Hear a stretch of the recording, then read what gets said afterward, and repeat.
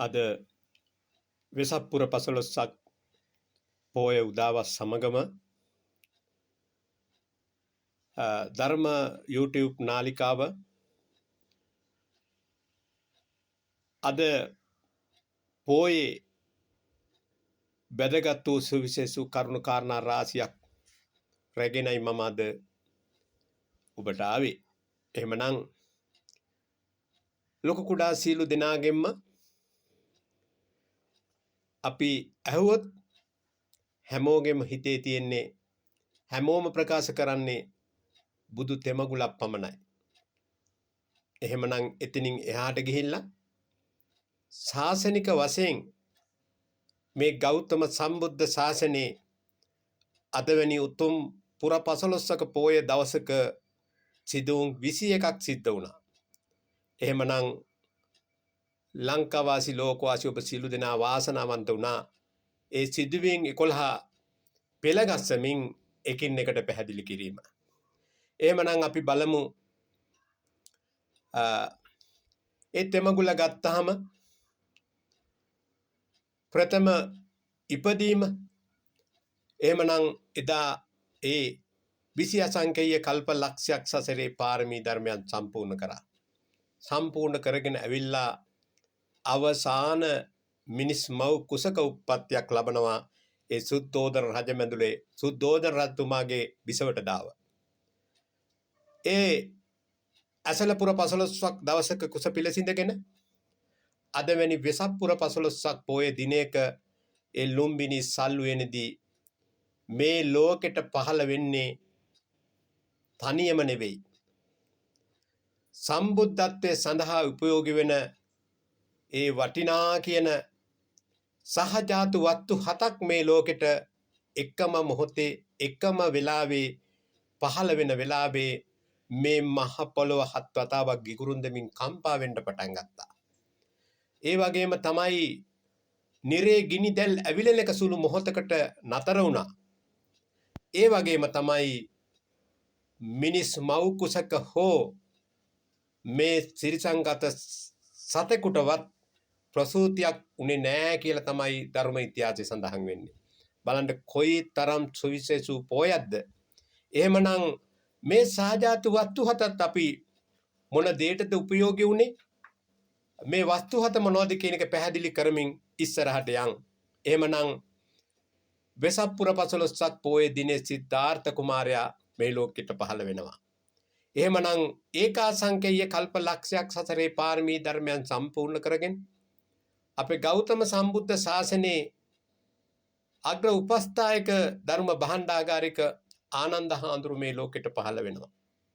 එහෙමනම් එදා දීපංකර පාද මූලයේදී ඒ දීපංකර තථාගතයන් වහන්සේගෙන් විවරණ අරගෙන ඒ සුමිත්‍රාණන් කඩවසම් තරුණිය එදා සිට අසංකේය කල්ප ලක්ෂයක් පාරමී ධර්මයන් සම්පූර්ණ කරගෙන අපේ සිද්ධාර්ථ කුමාරයා නැත්නම් සිද්ධාර්ථ බෝධිසත්වෝ මැරෙමින් ඉපදෙමු අප සසර ගමන තුල බිරිඳ වෙලා උප්පත්තියක් ලබනවා. එහෙමනම් ඒ අවසාන මිනිස් මව් කුසක උප්පත්තියක් ලබන්නේ යසෝදරාව. එහෙමනම් එදා ඒ සහජාතු වස්තු හතට යසෝදරාවත් එකතු වෙනවා. එහෙමනම් අපි බලමු චන්න ඇමතිතුමා, කාළුදායි ඇමතිතුමා, කාන්තක අස්පයා, ඒ වගේම තමයි විජයශ්‍රී ජයශ්‍රී මා බෝධියත් දඹදිව මධ්‍යම මණ්ඩලයෙන් මේ ලෝකෙට පහළ වුණා. අද සිද්ධාර්ථ කුමාරයා නැහැ, චන්න ඇමති නැහැ, කාළුදායි ඇමති නැහැ, කාන්තක අස්පයා නැහැ, ආනන්ද හාමුදුරුවෝ නැහැ, යසෝදරාව නැහැ. එහෙමනම් මේ ලංකා භූමිය තුල ජීවමානව වැඩ ඉන්න එක වස්තුවක් තාමත් තියෙනවා. ඒ තමයි ඔබ මම වඳින පුදන ඒ අනුරාධපුර උඩමළුවේ තැන්පත් විජයශ්‍රී ජයශ්‍රී මා බෝධිය අද ජීවමානයි. මේ වස්තු හත තමයි මේ ලෝකෙට පහළ වෙන්නේ. එහෙමනම් සිදුවීම් 9ක් මේ වෙනකොට සිදුවීම් 9ක් සිද්ධ වෙනවා. ඒ වස්තු හත සමග සිදුවීම් 9ක් සිද්ධ වෙනවා. එහෙමනම් අපි බලමු ඊළඟට මේ විදියට පහළ වෙලා අදවැනි වෙසක් පුර 15ක් පෝය දිනක තමයි සසර පෙර නිමිති වලින් ඒ වයෝවෘද්ධි තත්ත්වයට පත් වුණු එහෙම නැත්නම් ඒ මහල්ලෙක් දකින පෝයක් බවට පත් වෙන්නේ අද වැනි වෙසක් පුර 15ක් පෝය දිනයක. ඒ වගේම තමයි ඒ සසර ගමනේ එන අවස්ථාවේ ඒ මහ ධනවත් සිටු පවුලකට තාම උප්පත්තියක් ලැබලා සුමේද නම් සිටුවරේ කැටියට සියලු ශේෂත දන් දීලා එදා හිමාලයේ තපස් දන් රකිමින් මහා 이르දි බල සම්පන්න අෂ්ට සමාපatti ප්‍රඥා අභීෂ්ණලාභී තාපසයෙක් බවට පත් වුණා. අන්න එහෙමනම් ඒ පත් වෙලා උටින් වැඩම කරද්දී දීපංකර තථාගතයන් වහන්සේගේ පාද මූලයේදී ඒ අෂ්ට ධර්ම සමාදානෙන් යුතුව නියත විවරණ ලැබුණු මොහොතත් අද වැනි වෙසක් පුර 15ක් පොහොය දිනයක තමයි දීපංකර තථාගතයන් වහන්සේගෙන් අෂ්ට ධර්ම සමාදානෙන් යුතුව නියත විවරණ ලැබෙන්නේ.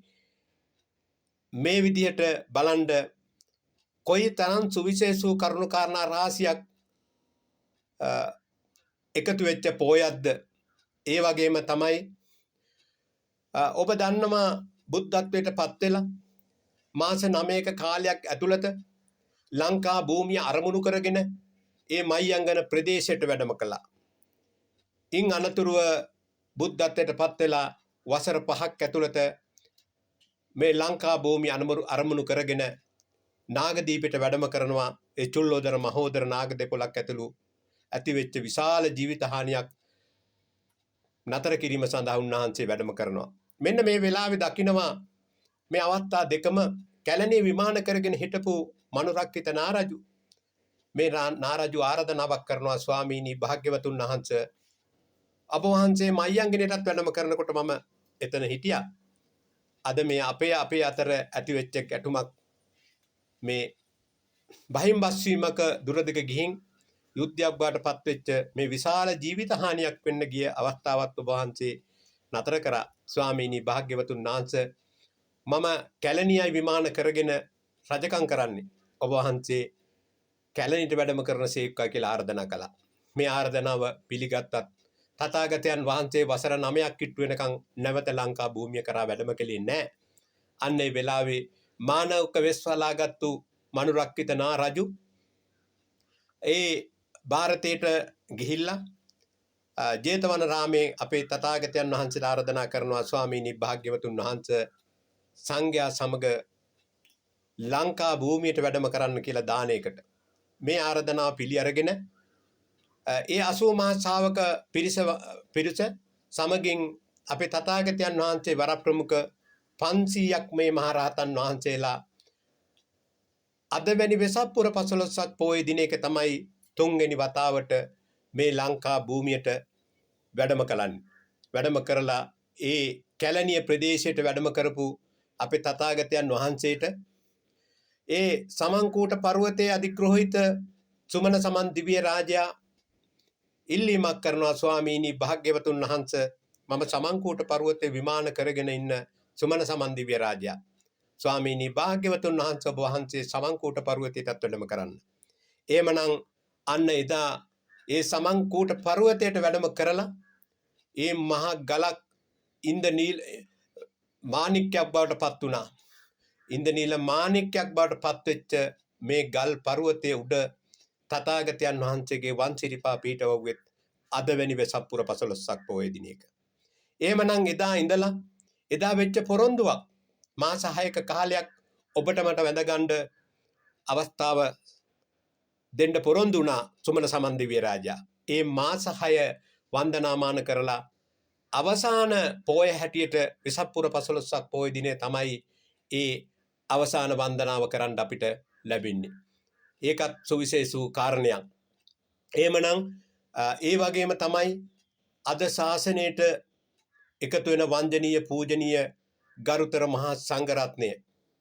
ඒ අයට ඒ මහා විහාරයේ තුලදී ප්‍රථම උපසම්පදාව ලැබෙන්නේ අද වැනි වෙසක් පුර 15ක් පොහොය දිනයක තමයි ඒ උපසම්පදාව ලැබෙන්නේ. එහෙමනම් ඒ වගේම තමයි එදා අපේ තථාගතයන් වහන්සේ බුද්ධත්වයට පත් වෙලා 45 වසරක් උන්වහන්සේ ධර්මයේ දේශනා කරමින් ඒ 84000ක් ස්කන්ධ වූ ධර්මය දේශනා කරමින් මේ දෙව් මිනිස් ලෝකයා සසර දුකින් එතර කරමින් ගම් නියංගම් තිසාරා වැඩම කළා. වැඩම කරලා මාරයාගේ ආරාධනාවක් මත චාපාල චෛත්‍ය අසලදී එදා ආයුෂ් සංස්කරණය අතහරිනවා. මාරයා මේ විදිහට ප්‍රකාශ කරනවා. ඔබට මතකද වජිරාසනයේදී ඔබ පොරොන්දුවක් වුණා එදා මගේ ආරාධනාවට. මොකද්ද වෙච්ච පොරොන්දුව? පාපී මාරය එහෙම බුදුවරු පිරිනුවම් පාන්නේ නැහැ. අවබෝධ කරගත් ධර්මයේ දේශනා කරලා මේ ලෝකේ භික්ෂු භික්ෂුණී උපාසක උපාසිකා කියන මේ සිව්වන පිරිස වියත් විනීත විසරද බෞද්ධ ධර්මදර ධම්මානුධම්ම ප්‍රතිපදාවෙන් යුක්ත පිරිසක් මේ ලෝකෙට බිහි කරලයි බුදුවරු පිරිනුවම් පාන්නේ කියලා ඔබ ප්‍රකාශ කළා. එහෙමනම් දැන් අවුරුදු 45 කාලය ගත වෙලා ඉවරයි. ඒ භික්ෂු භික්ෂුණී උපාසක උපාසිකා කියන සිව්වන පිරිසගෙන් මේ ලෝකේ දැන් බැබලෙනවා. ඔබ පිරිනුවම් පාන සීක්වා කියලා චාපාල චෛත්‍ය අසලදී තමයි තථාගතයන් වහන්සේට ආරාධනා කරන්නේ. උන්වහන්සේ සමාපත්තියෙන් වැඩ ඉඳගෙන බැලුවා. උන්වහන්සේගේ ආයු කාලය ඉවරයි. ආන් එදා උන්වහන්සේ දේශනයක් කරනවා. පාපී මාරය මම අද දින ආයු සංස්කරණය අතහරිනවා. එළඹෙන වෙසප්පුර 15ක් පොහොය දිනේ මම පිරිනුවම් පානවා කියලා එදා උන්වහන්සේ දේශනා කළා. බොහොම සතුටින් මාරයා ගියා. එමනම් එදා මාස 3කට පස්සේ ගිලන් වූ ගමනකින් තමයි අපි තථාගතයන් වහන්සේ මල්ල රජදරුවන්ගේ ඒ උපවර්තන ශාල වන උද්‍යානට වැඩම කළේ. වැඩම කරලා උන්වහන්සේ වැඩම කරලා පිරිනුවම් මංචකයට වැඩ ඉන්න යනවා සමගම තවත් සුවිශේෂ උත්සවයක් සිද්ධ වෙනවා. එහෙමනම් ඒ පිරිනුවම් මංචකයේ වැඩ ඉන්න වෙලාවේ තමයි විජේ කුමරු ඇතුළු 500ක් යම් ප්‍රශ්නයක් මත ලංකා භූමියට ගොඩ බහිනවා. උන්වහන්සේ දකිනවා. උන්වහන්සේ දකිනවා කුවේනිට ඒ ප්‍රදේශයම ආක්‍රමණය කරගෙන හිටියේ මිනිස්සෙක් ඒ පැත්තට යන්නේ නැහැ. ඒ අනතුරෙන් වළක්වා ගන්න දෙදෙව්ලොවට අධිපති සත්‍යවුන්ට මතක් කරනවා. සත්‍යවුන්දුනි විජේ කුමරු ඇතුළු 500ක් ලංකා භූමියට තව මොහොතකින් ගොඩ බහිනවා. ඒ යට යම් අනතුරක් වෙයි. ඔබ ඒ අය ආරක්ෂා කරන්න කියනකොට විසුණු දෙවියන් ලවා පිරිත් නූල් ගැට ගහලා තමයි මේ ලංකා භූමියට ඒ ආපු 500ක් පිරිස සමග ආරක්ෂා කළේ එදා කුවේනිගෙන්. ඒ සිදුවීම සිද්ධ වෙන්නේ පිරිනුවම් මංචකයට යන වෙලාවේ. අන්න ඒ වෙලාවේ උන්වහන්සේ පිරිනුවම් මංචකයට වැඩම කරලා උතුරට හිසදා අනුපාසේසි පරිනිර්වාණ ධාතුවෙන් ඔබට මට පහළ වුණු දහම් හැස නිවී ගියෙත් අද වැනි වෙසප්පුර 15ක් පොය දිනයක තමයි. එමනම් තවත් සුවිශේෂ වූ සිදුවීම් රාශියක් තිබෙනවා. එමනම් අපි බලමු. ඔබ මේ දේවල් දන්නා නොදන්නා එක කොයි වැටි වෙතත් ඒ තථාගතයන් වහන්සේගේ බුද්ධ අධිෂ්ඨානයක් අනුව මේ ලංකා භූමියේ ඒ ද්‍රෝණයක් 13 වහන්සේලා තැන්පතු සෑයක් ඉදි වෙනවා. එමනම් එදා ඒ පිරිනුවම් මංචකයෙන් පස්සේ ඒ ධාතු දෝණ 8කට එකතු වෙච්ච එක ධාතු දෝණයක් ඒ රාමගාමී කෝලි රජදරුවන්ට ලැබෙනවා. මේ ධාතු දෝණය තමයි ඒ ගංගායිනේ සෑයක් ඉදි කරලා කලක් ගියාට පස්සේ විශාල වර්ෂාවකට අහු වෙලා ඒ සෑය ගරාගෙන ගියාට පස්සේ මේ ධාතු කරඬුව මහා සාගරයේදී ඒ මාංජලික නාග විමානයට හම්බෙනවා. එhmenan මාංජලික නාග විමානෙන් තමයි සෝනුත්තර මහ රහතන් වහන්සේ ලංකා භූමියට මේක වැඩම කරාගෙන ඉන්නේ. ඉතින් මේ දේ කරන්න කලින් යම් සිදුවීමක් සිද්ධ වුණා. ඒක කලේ මේ වෙසක් එකට නෙවෙයි. මම මේ කියන්න උත්සාහ කළේ මෙන්න මේ සිදුවීම සිද්ධ වෙන්න කලින් එදා ඔබ දන්නවා මේ සම්බුද්ධ ශාසනයේ චිරක්ෂිතය උදෙසා ඒකාසංකේය කල්ප ලක්ෂයක් පාරමී ධර්මයන් සම්පූර්ණ කරගෙන මේ රට එක්සේසත් කරලා අදත් මේ වෙනකොට මෛත්‍රී බුද්ධ ශාසනයේ දකුණු තව සනතුර සඳහා තුතිත දිව්‍ය ලෝකයේ දෙවගණක් විදියට වැඩ ඉන්න ඒ දුටුගැමුණු දිව්‍ය රාජයා අදත් ජීවමානයි. එහෙමනම් එදා ඒ සම්බුද්ධ ශාසනය වෙනුවෙන් ඒ යුද ස්ථාන 28ක කරලා ඒ බලකොටු විනාශ කරලා අවසාන බලකොටුව එදා විනාශ කරන්නේ විජිතපුරෙන්. අන්නේ අවසන් කරලා විජයශ්‍රී ජයශ්‍රී මා බෝධිය ළඟදී රජතුමා ගානේ කහබඩු ලක්ෂයක් වියදම් කරලා මේ යුද්ධයෙන් අපහසුතාවයට පත්වෙච්ච මේ සියලු දෙනාගේ මනස හදන්න තමයි එදා විජයශ්‍රී ජයශ්‍රී මා බෝධිය ළඟ ඒ බෝධි පූජාව පැවැත්වුවේ. ඒ කරලා මෙහෙට එන ගමන් තමා දකින්නේ ඒ බුද්ධ වර්ෂ 236 දේවානම්පියතිස්ස රජතුමා ඒ වගේම මිහිඳු මහරහතන් වහන්සේගේ උපදේශ පරිදි ඒ ගල් තැඹක් දකිනවා. මේකේ ඒ සටහන් කරපු දේ දකිනකොට පුදුමාකාර සතුටක් දැනෙන්න පටන් ගත්තා. එහෙමනම් මාගේ ආදිමුතුන් මිත්තොත් මාව දැකලා තියෙනවා. මා ගැන දැනගෙන ඉඳලා තියෙනවා. අන්න ඒ නිසා මේකේ කටයුත්තත් මට තමයි සිද්ධ වෙන්නේ කියලා දෙවනුවට එදා ඒ අද ඔය රුවන්වැලි සෑය පිහිටි භූමිය ඒ වෙනකොට රම් තෙලඹු ගහකට අධිග්‍රහිත දෙවගණක් හිටියා. එයා තමයි ස්වර්ණමාලී දෙවගණ. එයාට කරුණු කාරණා පැහැදිලි කරා. එයා මේ විමානේ දාලා යන්න කැමති වුණේ නැහැ. තථාගතයන් වහන්සේගේ බුද්ධ අධිෂ්ඨානය පැහැදිලි කරමින් දුටුගැමුණු රජතුමා එදා සෑය ඉදිකරන්න ඒ භූමිය සකස් කරෙත් අද වැනි වෙසක් පුර 15ක් පොහොය දිනයක. එහෙමනම් මෙවැනි සෑයක් බඹලොවත් නැහැ. මෙවැනි සෑයක් දෙව්ලොවත් නැහැ. නාලවත් නැහැ. දඹදිවත් නැහැ. එහෙනම් ඔබ මම වඳින පුදන ඒ දෙව් බඹුන් පවා වඳින පුදන ඒ මහා උතුම් සෑය තමයි රුවන්වැලි මහා සෑයත්. අද වැනි වෙසක් පුර 15ක් පොහොය දිනයක තමයි මේ සෑය ඉදි කරන්න භූමිය සකස් කළේ. එහෙමනම් බලන්න අතිශයින් වැදගත් වූ කරුණු කාරණා රාශියක් මම ඔබට ඉදිරිපත් කළා. ධර්ම YouTube නාලිකාවෙන් මම ඔය කෙටියෙන් තමයි මේ ටික පැහැදිලි කළේ. හැබැයි කිසිම පොතක් නැතුව මතක ශක්තියෙන් තමයි ඔබට මම මේ දේවල් ඉදිරිපත් කරන්නේ. ඒකත් සුවිශේෂයි. ඒ නිසා ඉදිරියට මේ ලංකා භූමියේ තියෙන ඒ සියලුම සෑයවල් වල විස්තර ඒ තැම්පතු දේ මොනවද කියන එක ඒවා ඉදිකලේ කවුද කොයි වකවානුවලද කියන පණිවිඩය ඒ ඔබට නැවතත් YouTube නාලිකාවෙන් රැගෙන එනතුරු අද සියලුම දෙනාට ඒ උතුම් වෙසක් පුර 15ක් පොහොය දිනේ වෙසක් මංගල්‍යක්ම වේවා සියලු දෙනාට තෙරුවන් සරණ ප්‍රාර්ථනා කරමින් මම නිහඬ වෙනවා.